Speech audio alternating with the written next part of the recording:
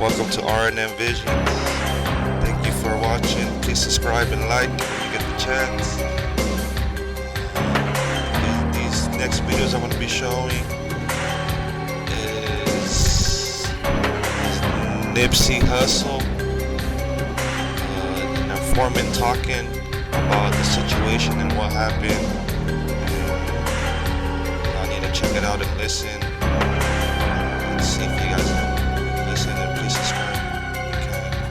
So I'm gonna start with the first video that I have up, and it's about a newscast that was live, I believe, at the time happened, and he was talking about like 3 suspects and stuff, and I only seen 2.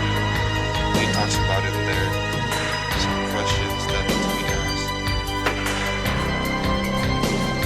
So yeah, just watch and listen. I'll stop when I can. Maybe you guys could ask some questions. So let's start this. Let's go.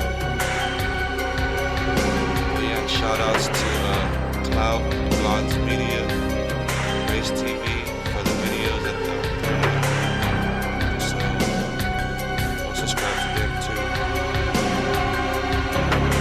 Here's the first video.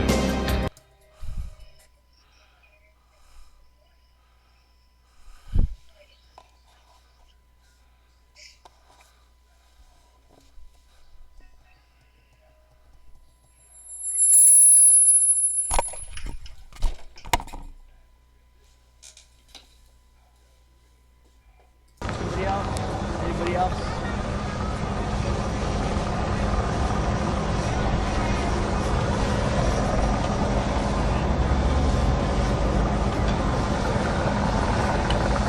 Are you gonna get it on this? So this is the news guy that was broadcasted on that day. Are we missing anybody? So You listen like- to you like good? what he says.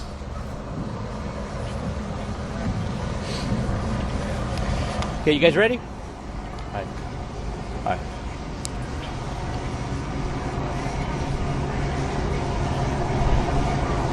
Okay, good afternoon, everybody. My name is Chris, C-H-R-I-S. My last name is Ramirez, R-A-M-I-R-E-Z.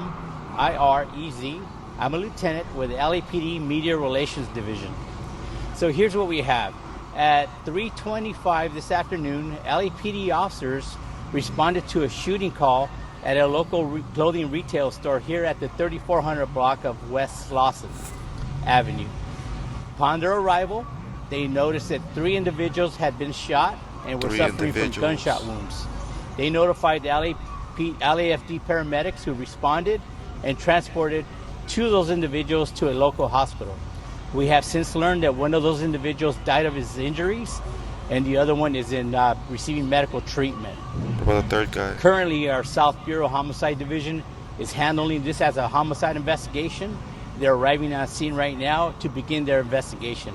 It appears that this crime scene will be locked down for several more hours as we're getting our resources to come out here and start this investigation that you can see is it's going to be lengthy.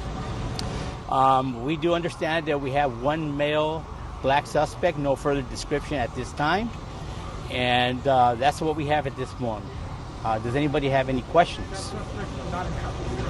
That's correct. That suspect is not in custody, and currently we're going to start canvassing the area, talk to any witnesses, and also we're going to canvass all the local area for any videos that may be surfaced. And we're also asking that if anybody saw something or jotted some information down, please notify our South Bureau Homicide Division and let them know, please. Was the shooter in a car or happening at the clothing store when the shooting happened? Can you talk to anything about that? I do know that our 3 victims were outside of that clothing store. They were in the parking lot right in front of it. You had a question, ma'am? Yeah, do you know if the shooter was in a car, on foot? All we know is that we had 1 male black at this time. We're still trying to get further details as to whether he was on foot or did he get in a vehicle. We're still kind of sketchy, but we're trying to get more details about that. Do we have friends of Nipsey Hussle who have told us, confirmed to us, that he is the person who is deceased? We cannot confirm that. That would be up to the coroner's office. The coroner would have to take that person that is deceased, take him back to the coroner's office to set up an identification. And once they can identify that person, they have to notify the next of kin. So that would be up to the coroner's office to identify who that person is. Okay, and the people that were injured and killed, were they armed? Not to my knowledge. We know that one other person was shot and transported, and one deceased. Can you tell us about the armored car that's parked? That's just somebody's car that they have. I think it's a display to one of the shops. Lieutenant, you say there's one suspect. Do you believe there was one shooter? Was that person alone? At this point, it's still sketchy. We do have just reports of one male black suspect. No, at this point we don't have a motive. That'll be expected to find out once they talk to witnesses and the other victims to find out what exactly occurred at that moment.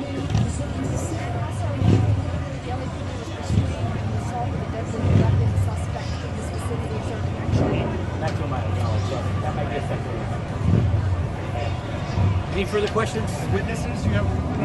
Obviously, this is a very populated area with a lot of businesses, a lot of people walking by. We are canvassing the area. We're talking to people. Just a lot of businesses and trying to get as much details as we can. I will be here throughout the rest of the evening to try to provide you guys with further updates as they come. Like I said, once we talk to the other victim, find out exactly what happened, without knowing their side of the story as to what happened, it's hard to tell at this point. It's still at the beginning of the investigation, and we still got a lot of work ahead of us. Yeah, thank you. Okay, thank you guys. I appreciate it. I'll try to get you guys in about 30 minutes with some more details. Okay. Yeah, I'll walk you back. Okay. Thank you guys.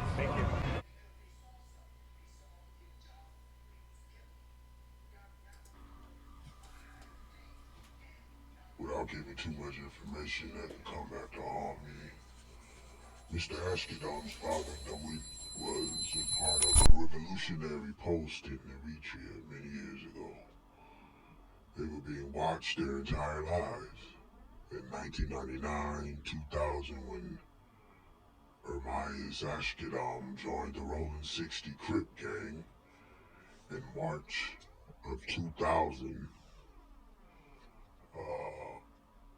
a memo went out stating the potentiality of a local revolt in the Western District of Los Angeles. These situations typically take place in other continents such as Africa and South America. His father, DeWitt Ashkedom, was a key individual involved in an extremely volatile organization in East Africa, responsible for a few notable uprisings back in the 70s and 80s. You have to understand how infuriating this sounds, with you essentially saying Nipsey Hussle was actually targeted and assassinated. I'm well aware, sir. Well, as I stated previously, he and his brother, as well as other members of his family, have been watched for the last 14, 15 years. The potentiality for an uprising increased by 1,000% once he exercised interest in one of America's largest, most volatile street gangs. But there was a shift in that concern when he began gaining popularity with his music. The whole fuck Donald Trump thing, we believe, was the prelude to arousing the masses for a political revolution. And when he began multiplying that popularity inside the actual music industry, it became an extremely serious Who situation. assisted in his assassination? Is there a way that you can be a little more blunt? Well, I can tell you, Okay, go ahead. with the understanding that Mr. Ashkedom was becoming a viable threat to the security of the United States. when he signed a deal with the sneaker company as well as a multi-million-dollar deal with the record company, which would allow for him to fund potential future campaigns if he chose to. Well, there are actually two individuals in his circle that are working with us currently. But you have to understand, we have individuals throughout the entertainment industry, mostly in the rap community. The two individuals are very close to him. One of them made contact to give the time frame and setting details of him at that current time, and the baton was passed to Mr. Holder. I will say that an error was made while the operation was being conducted. One of our agents was caught on scene during, and it almost unraveled. If you see Mr. Holder on the video, you can see him dart towards the agent, guiding him via the information being given to him by one of the individuals on the scene. It was at that point where he was visually waved from the third point to go to the assigned route for him to evade the scene.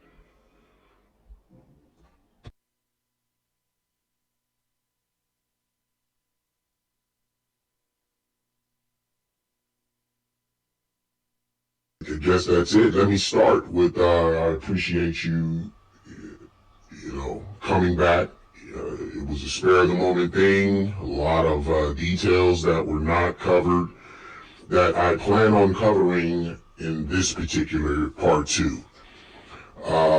So let me ask, there's speculation that Nipsey's friend Cowboy set him up that day. Can you comment on that? Well, no, I cannot. I cannot comment on that. Well, I'm just hoping that this isn't the tone that's going to prevail throughout the interview. The people want answers. Make no mistake that we appreciate you coming forward and your kindness. It is absolutely appreciated. But you have to understand there's a great deal of emotion attached to this situation.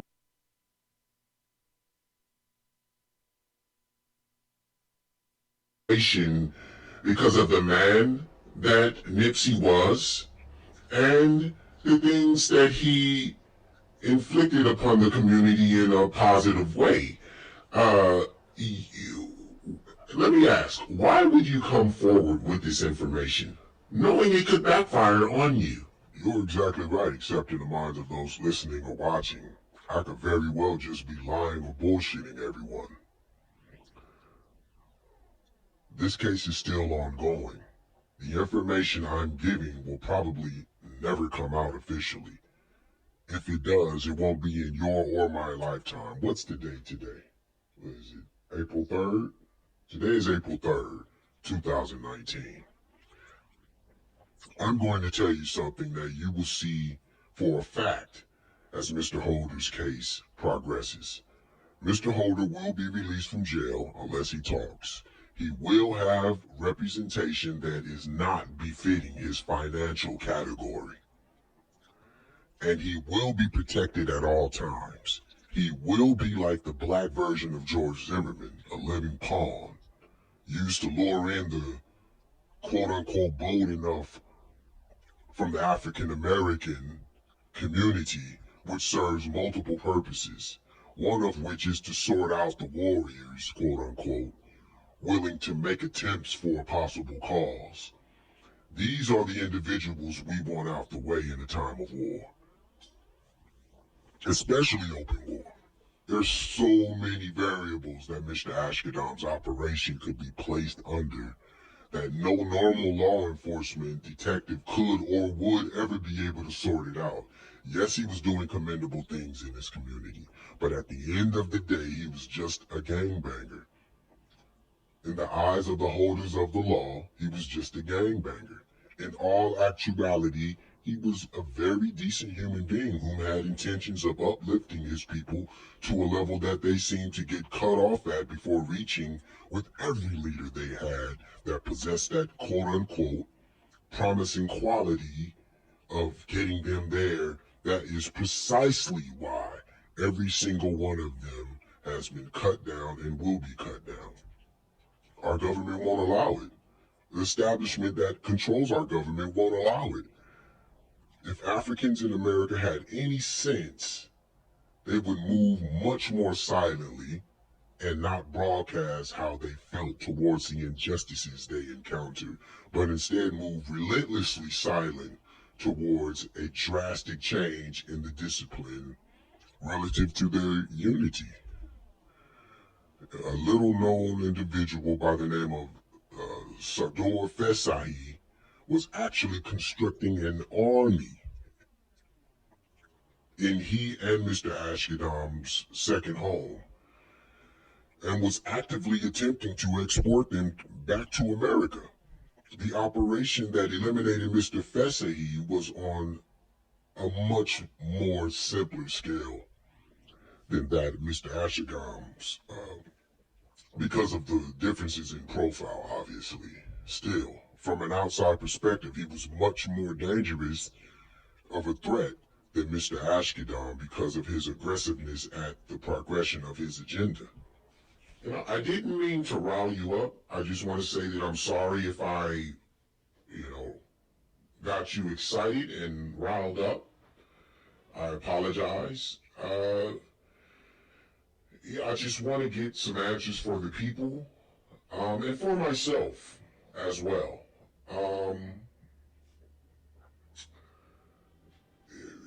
Clearly, no one will ever know who you are.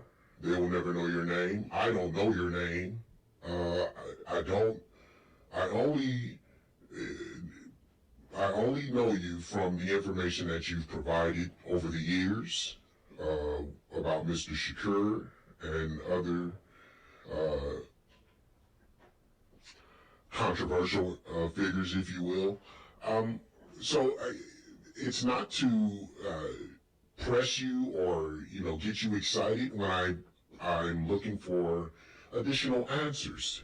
I just want some more information for the people, and I think we owe them that. The security is, I would say, top notch. You don't have any worries about your identity. So a few more details of who and what would be appreciated. And with that said, I'd just like to ask you, who are the individuals that were keeping you guys updated about Nipsey's movements? It's all for entertainment purposes anyway, right? So who exactly were the... I can't say whom, but verification of a down target is needed whenever these operations are carried out. It's absolutely essential. It's required, especially on high-profile targets. Think about this, if you will. Of all the times Mr. Ashkedam has been around and about in that area, and on this particular day is the exact day he is put down. It would be very obvious to those associated directly and more closely to Mr. Ashkedam that this was not just some random spew between someone he addressed as a snitch or, someone he got into it with. The reality says, and it shows, that no matter how he addressed or handled Mr. Holder on this day, he was going down either way.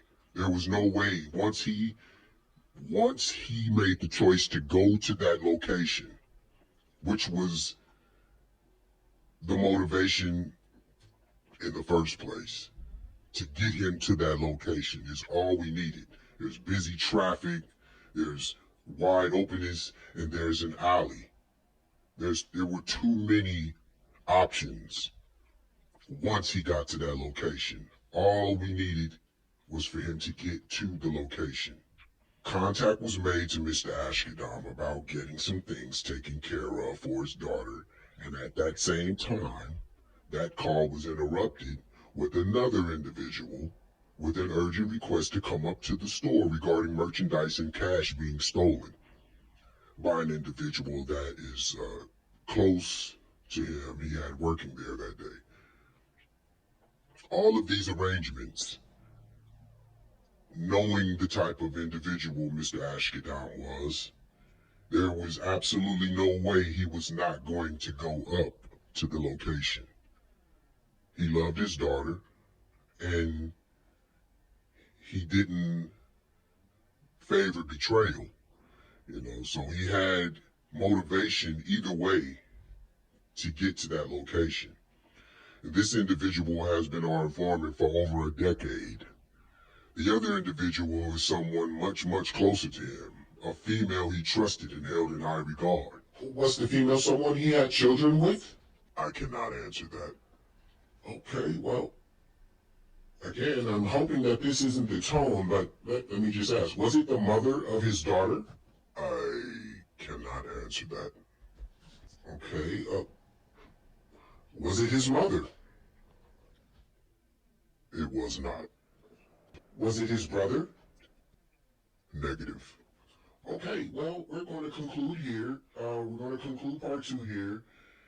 I can't urge enough of how grateful we are for your information. We appreciate you. Thank you for your time today. And, that's it. That's it. Thank you. I'd like to continue where we left off regarding the female Nipsey held in high regard.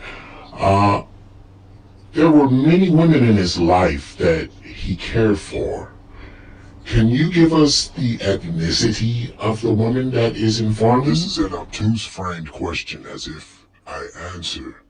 Those in Mr. Ashkadam's circle will know exactly whom I'm speaking of, and would therefore compromise a valuable source of information. Clearly you understand this. I understand completely, but you should grasp the magnitude of how great the demand for information and understanding for the people this subject is. This man was not just some gangbanger. He was a man that rose from the trenches of orchestrated evil and not only brought himself out, not only brought his family and friends out, but was well on his way to bringing his community out as well. So please, give us a little more insight on why, who, and more details on how Eric Holder became an You know informant. precisely how well I've grasped the magnitude of this subject, being that I previously shedded light on many of the questions to your requests over the years for your client's content specifically. There's not a single source that could have gotten you the VHS recordings of Tupac Shakur's autopsy. No one will ever get you the recorded confirmations of our agents explaining the details of the ongoings while he lay there on the gurney, medically unattended to. These are monumental pieces of the hidden realm of our country that I've given your client first-hand visuals of, and you tempt me with these empty notions of holding back on what I know you know that I am well informed on. I have come here and offered this information out of a sincere want to shed light on the edge of harmless anonymity. Please do not try to bait me or take me for some spineless fool whom does not know the true magnitude of the information I am offering. No, please, I'll finish and then you can speak. Africans in America have a litany of deep-rooted issues that span far beyond the typical PTSD basics, and we, the superior white male, is the direct and unequivocal blame for that. Here's a bonus piece of information for you, mister. Africans have been openly and deliberately targeted and murdered with no repercussion or backlash in America and abroad. It's allowed.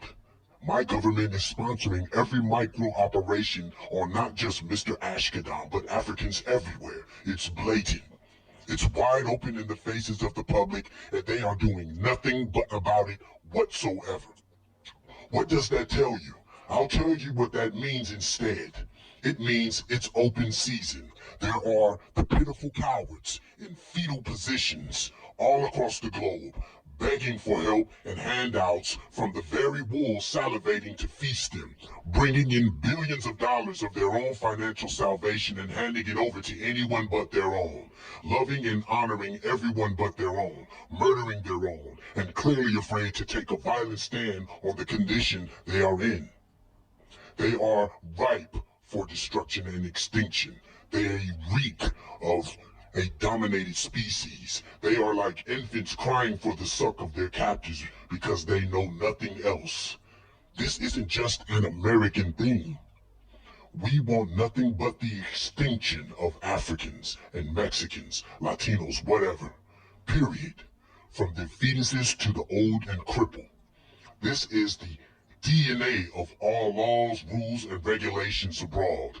The fact none of them stand up and put up a fight is not only better, but it justifies the scripture of our Bibles that my forefathers enshrined, by the way. Yes, we wrote the Bible. It's nothing more than a combination of ancient folklore and specified rules to instill fear of breaking said rules, set forth by my forefathers to protect us, the white man, from the rage of a people if one day they found out that all this was one big operation of plundering one of the most influential, powerful people to ever exist, the African. There's nothing like taking the biggest, most powerful entity down. And it's not like the proof isn't there. All they would have to do is look around, and all the proof that any half-witted animal would be able to recognize is right in plain sight. They are naturally bigger, faster, stronger, more endured than any other human in existence. The alien gray even fears attempting to conquer them, and yet they still do not budge from the cowarding posture to the white man that they've been in for centuries. We have inflicted a litany of measures for the sole benefit of additional measures directed at Africans and their bloodline. And this is why the alien Greys have been compelled to sign a treaty with us. They believe anyone who can successfully dominate the bloodline of Akhenaten and his descendants is profoundly warranted of joining forces with. But that's an entire other conversation. Domination of all Africans and their bloodline. This includes Puerto Ricans, Brazilians, and every other community that attempts to deny their blood relation to Africans. Tell me, Mr. One, have you noticed the rise in homosexuality in the African community in the last 10 years? Do you realistically think this is random? Are you aware that homosexuality is the superior white male's genes, single most embarrassing trait that cannot be detached from our genetic code, along with pedophilia? So what better way than to break down the orientation of the gene's behavior and find ways to inflict the most obvious alpha males in the human DNA, the African? What better way than to find ways to exempt ourselves from judicial and public ridicule than to legalize pedophilia? Do you understand now, Mr.? This was, and never will be a world for the African until they realize the entire detail and all the moving parts of the joke being on them. Wow. Oh my God. Can you bring me some water, please? I am literally shaking with anger right now. I truly don't know what to say to that except I believe every single word you just stated, and you are right. It's indeed another conversation we must have about the alien grays that you speak of. Mr. Holder was arrested for lewd and lascivious acts on a minor and was approached by an agent during his initial booking with the option to inform on the Rolling 60 Crips. He was instructed to impose infertility of camaraderie within the faction by targeting the most popular and well-liked individuals and creating division within. He was successful somewhat. Many of them became enemies and began killing each other. The others were caught in the process of carrying out a would-be murder of fellow members of their own gang, turned into informants. We have the power to give you 40 to 60 years off the RICO Act alone. Times that by gang injunctions and enhancements, which allow for us to get those caught attempting to murder to testify from a remote location that they seen the individual commit the act he or she was currently being charged with. They don't even have to see who's testifying against them. All that matters is if the witness is credible. Who better to vouch for the credibility than the CIA or FBI? So, Eric Holder was never convicted of having sex with a minor because he turned informant? Correct. Rolling 60s isn't the only gang he's informed on. He is also an informant for the Hoover Crips, as well as other gangs in Los Angeles and Compton. He's also provided some extensive intel on the Mara Salvatrucha 13 and Compton Vario gang as well. In exchange, his registry as a child rapist and sentencing on such was suspended. I want to be clear, this is not the first operation attempt on Mr. Ashkedon by Eric Holder.